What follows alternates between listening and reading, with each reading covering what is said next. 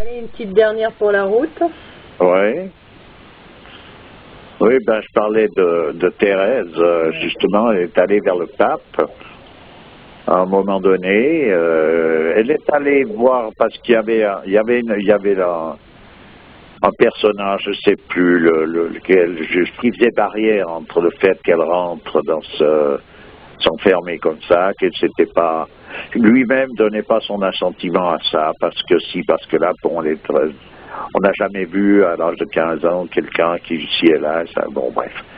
Mais il disait, moi, je me plierais de toute façon à l'autorité de Monseigneur tel. Donc il avait un supérieur. Si ce supérieur disait que c'était comme ça, lui, il se plie parce qu'ils avaient quand même il y a un ordre hiérarchique qui était respecté. C'est quelque chose de très, très rigoureux, la vie ecclésiastique. Ouais, le personnage en question, il avait une dimension des choses.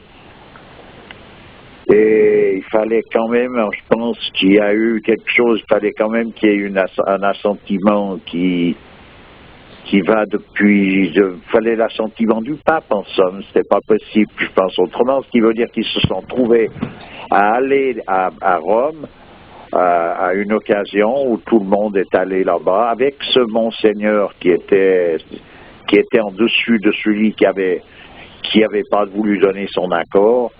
Et à un moment donné, la petite Thérèse, tu vois, il était inapprochable, le pape, à quelque part. Ouais.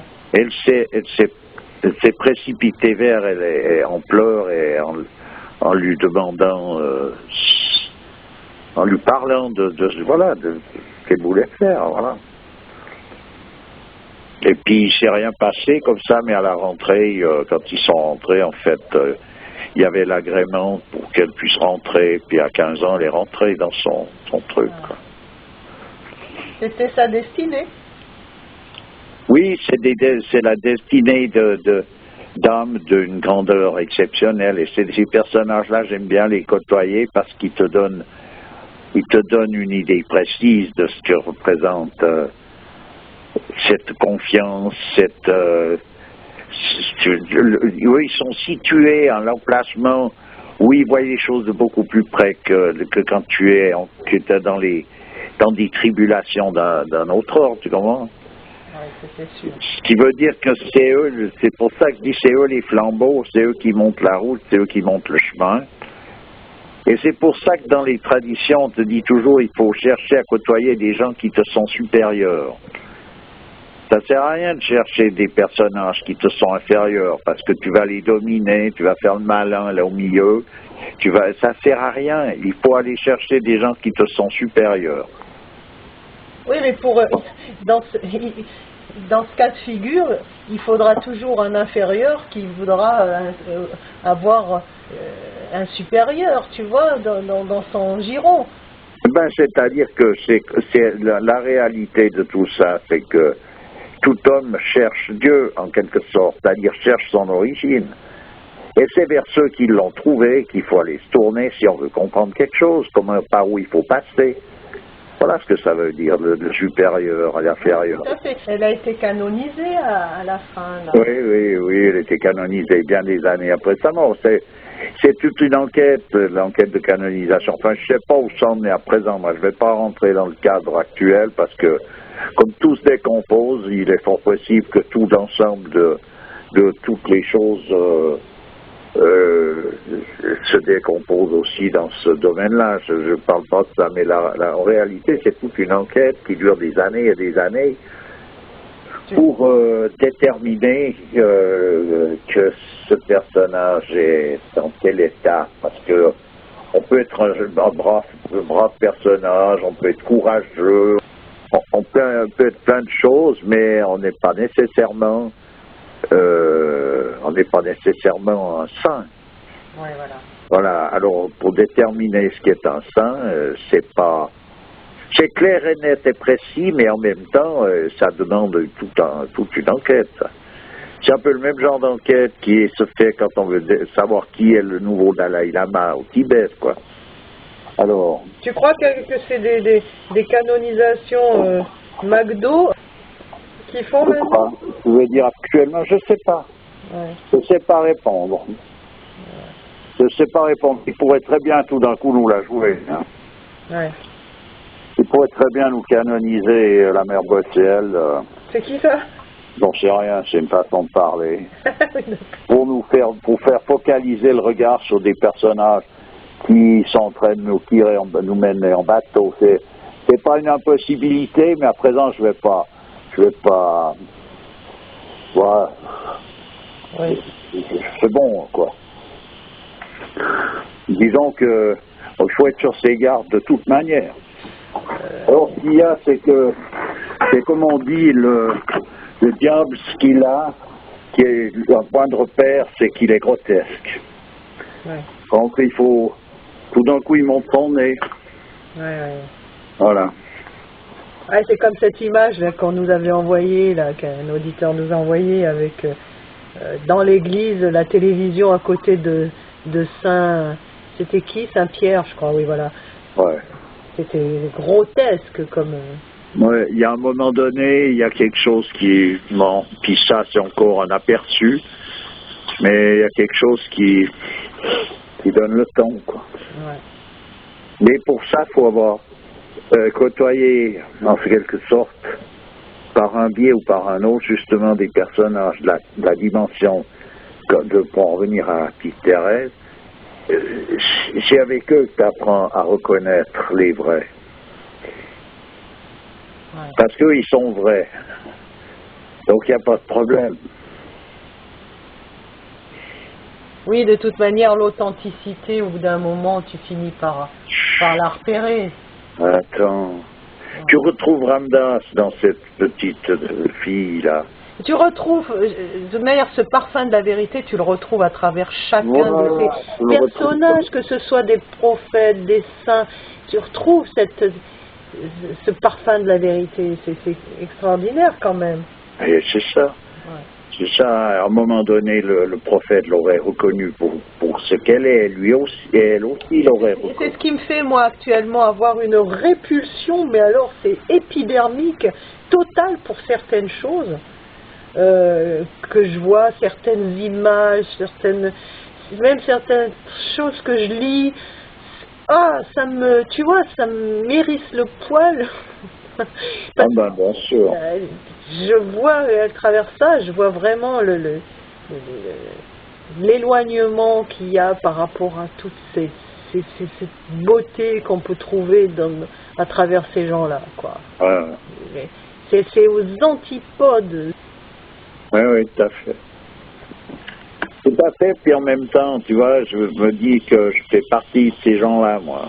C'est-à-dire, de quel genre? Ceux qui sont aux antipodes. Dans quel côté? D'une certaine manière, parce que je vis d'une façon... Tu vois, on mène des existences actuellement, on est condamné à mener des existences qui sont triviales, à quelque part.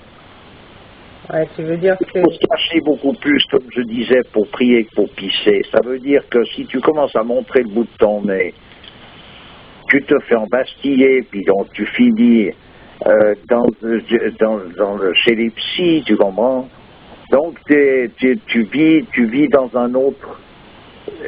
tu es dans une autre histoire, tu es obligé de suivre un mouvement qui, lui, est un mouvement qui va totalement à l'encontre du bon sens. Mais il y a un endroit où tu es obligé de suivre ça aussi. Ouais. Donc tu peux pas avoir... Il y a une partie extérieure où tu peux plus vivre les choses dans leur totalité, y compris sur Terre. Le prophète qui est venu, qui s'est marié avec telle femme, telle autre, comme il s'est marié, comment il a fait, comme il a vécu, comme il parlait, comme il a été écouté. C'est fini tout ça, d'une certaine manière.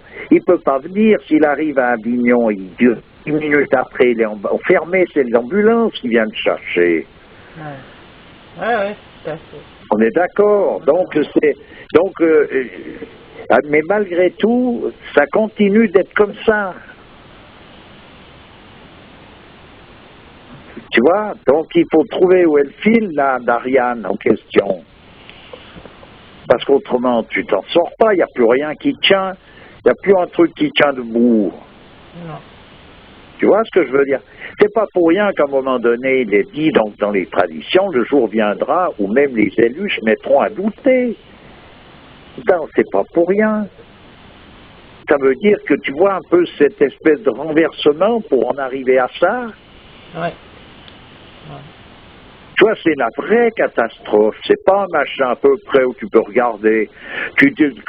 On dirait à un moment donné, à écouter les idées un peu New Age, un peu positivistes des illuminés actuels, qu'il faut rester là comme un spectateur qui est au keynote, qui est en train de regarder une pièce se jouer, puis toi, t'es pas dans le coup. Mais des queues de fraises, tu y es plein de pas dans le coup. Ouais. Ouais. C'est complètement utopique, leur c'est une blague, c'est une farce. Ouais. C'est une farce, tu y es totalement dans le coup. Ouais. Le lâcher-prise. Voilà, tu vois. Mais c'est pas le lâcher-prise là où il faudrait lâcher prise, par contre. Ah non, ben c'est ça, c'est que tu lâches prise.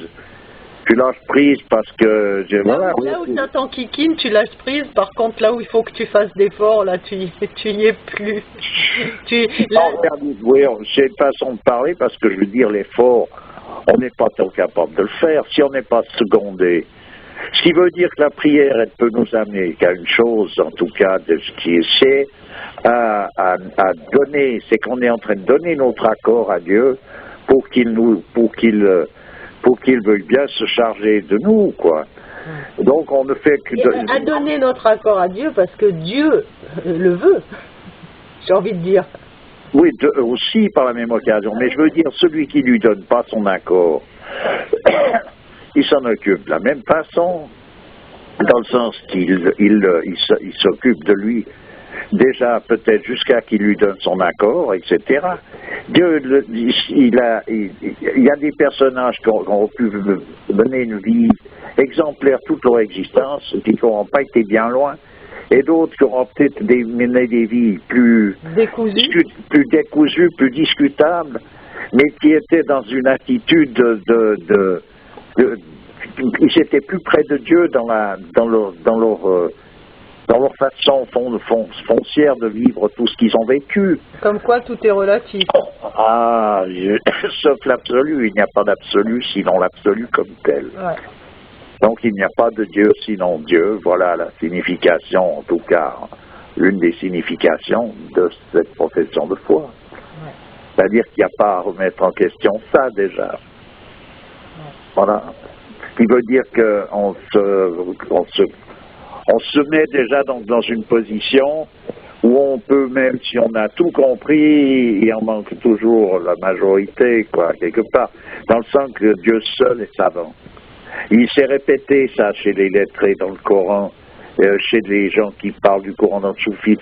À un moment donné, après chaque phrase, ils disent « Et Dieu est plus savant ». Ben oui. Ben voilà, c'est ça. C'est ce qu'on devrait dire à chaque fin de phrase, mais bon, on va pas... c'est d'une manière tacite, c'est comme si c'était dit, quoi. C'est comme de dire salut et paix, salut sur tel ou tel prophète. C'est d'une manière tacite, c'est dit, même si on le dit pas. On en est arrivé à ne plus pouvoir dire ce qu'il faudrait dire, quoi. C'est ça que tu veux dire. C'est pas ça, c'est qu'à un moment donné, ça crée une répétition que bon, qui n'est peut-être pas nécessaire à partir du moment où on parle. Nécessaire, tout simplement, elle est plutôt, c'est qu'on n'est plus donc dans une attitude où on est capable de vivre avec toutes ces choses-là, avec l'intensité que... L'attitude, en tout cas, qu'il faudrait avoir exactement sur tous les plans, c'est-à-dire comme on n'est plus capable de vivre une multitude de choses. Il ne faut pas oublier d'y penser à chaque fois, si on peut, de toutes les situations dans lesquelles on est. Absolument. Le dire, c'est pas une nécessité, parce qu'effectivement, au moment où on le dit, on l'abandonne à quelque part pour le donner à je sais pas qui, pour des raisons diverses. Alors ça se tient debout quand dans une société où toutes les choses sont en accord, tu vis en accord jusqu'au bout des ongles. Mais actuellement, dans la pétrolière dans laquelle on est, à un moment donné, le contact qu'on a avec Dieu est très discret, il est très intime. Ça veut dire qu'on ne le crie pas sur les toits. C'est-à-dire pas d'ostentation, quoi. Voilà. Mais par contre, cette intimité était jouée sur le plan collectif à une certaine époque. Et c'est ce qui a fait dire aussi par le prophète que quand on se projette dans quelque chose, il faut dire Inch'Allah, etc. Tu vois, Ouais, c'est dans une communauté qui a un certain code, etc. Et où ces codes sont encore valables, on va dire. Voilà, mais ils le sont toujours, mais on peut le dire ou ne pas le dire, ça dépend dans quel endroit on est placé et à qui on a affaire. Voilà. Le personnage, de toute façon, il chante ce qu'il veut croire. Alors à présent, ça veut dire que même s'il fait semblant de chanter ce qu'il veut croire, il continue quand même. Il y a quelque chose qui lui fait un rappel continu, constant. Oui, c'est sûr, Voilà. c'est sûr, c'est sûr. Donc en soi-même, il n'y a pas, je ne vais pas dire qu'il ne faut pas le faire, au contraire. Mais je dis, il y a des situations dans lesquelles on peut le faire tout en l'énonçant pas comme une provocation. Voilà. Parce qu'à un moment donné, tu provoques, alors donc tu n'es pas en train de vouloir agréer à la volonté de Dieu ou à plaire à Dieu, tu es en train de provoquer ton entourage. Voilà, c'est ce qui gêne, certaines personnes dans les autres communautés, on va dire, tu vois, ces côtés répétitifs. Oui, d'ailleurs, eux, ils l'ont aussi, donc ça veut dire qu'ils sont gênés par ce qu'ils ont déjà, dans le sens que le monde vont devenir déjà profane, ils ne supportent pas tout ce qui touche à la religion. Ouais. Les autres religions sont aussi un peu à regarder, ça se regarder un peu en chien de faïence, je veux dire, c'est pas, ouais. L'ambiance n'est pas extraordinaire, quand ils se retrouvent liés, c'est plutôt... tout le monde il est bon, tout le monde il est gentil, c'est un peu le goût, un peu, tu vois, c'est le goût framboise, mais framboise chimique, tu vois. En tout cas, tout ça pour dire, et on va finir là-dessus, que qu'on le dise ou pas, l'important, l'essentiel, il se trouve pas vraiment véritablement là, quoi. Non, mais l'essentiel, je pense, est quand même là, dans le sens que tu dois le savoir constamment, ça. Ouais. Comme un rappel, en fait. Voilà, oui, voilà, alors tu le rappelles à haute voix ou à voix basse, mais tu le répètes parce que tu faut t'en rappeler. Si c'est pas spontané de toute façon, parce qu'à un moment donné, spontanément, tu ne peux pas ne pas t'en rappeler, c'est pas possible. Ouais. Voilà. Mais là, à partir de là, ça va pas t'empêcher de dire Inch'Allah. Ouais. Mais tu vas pas non plus le crier de nouveau comme une provocation. Ok. Bah écoute, on va finir là-dessus. Je te remercie bien et je te dis à bientôt. Toujours avec plaisir. Allez, à bientôt. Au revoir. Au revoir.